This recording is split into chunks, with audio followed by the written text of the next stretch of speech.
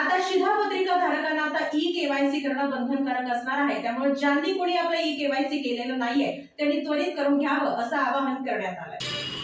सार्वजनिक वितरण व्यवस्थेअंतर्गत जिल्ह्यातील रास्तभाव धान्य दुकानांमधून अंत्योदय अन्न योजना आणि प्राधान्य कुटुंब लाभार्थ्यांना अन्नधान्याचं वितरण करण्यात येतं. या लाभार्थ्यांचं आधार प्रमाणीकरण ई-केवायसी करण्याच्या शासनाच्या सूचना आहेत. त्यानुसार सर्व शिधापत्रिका धारकांनी आधार प्रमाणीकरण ई-केवायसी करून घ्यावी असं आवाहन जिल्हा पुरवठा अधिकाऱ्यांनी केलंय.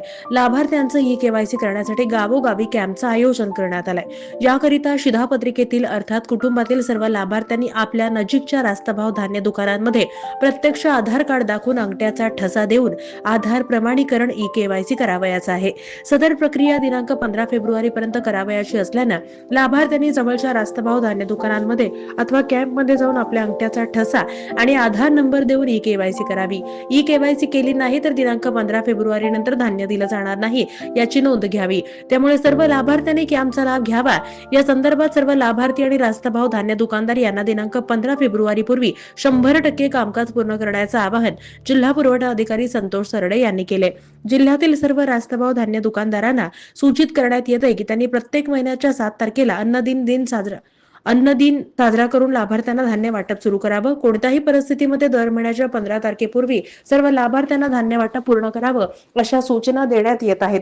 तसेच one nation one ration card अंतर्गत राज्यातील लाभार्थी नजीकच्या कोणत्याही रास्तभाव दुकानामध्ये जाऊन अन्नधान्यांची उचल करीत आहेत. या लाभार्थ्यांनी त्याच दुकानामध्ये ई-केवायसी करून घ्यावी, अन्यथा आपल्या गावी रास्तभाव धान्य दुकानात जाऊन ई-केवायसी करावी.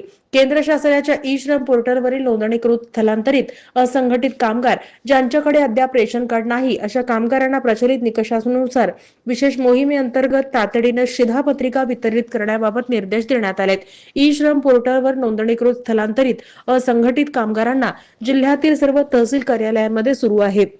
त्यानुसार ज्या व्यक्तींनी स्वतःचं नाव ई-श्रम पोर्टलवर नोंदणीकृत केलेलं आहे मात्र अद्याप कोणत्याही प्रकारच्या शिधापत्रिकेचा लाभ नाही अशा व्यक्तींनी आवश्यक त्या कागदपत्रांसह जवळच्या तहसील कार्यालयामध्ये संपर्क करून शिधापत्रिका प्राप्त करून घ्यावी असं आवाहन जिल्हा पुरवठा अधिकारी संतोष सरडे यांनी केलंय.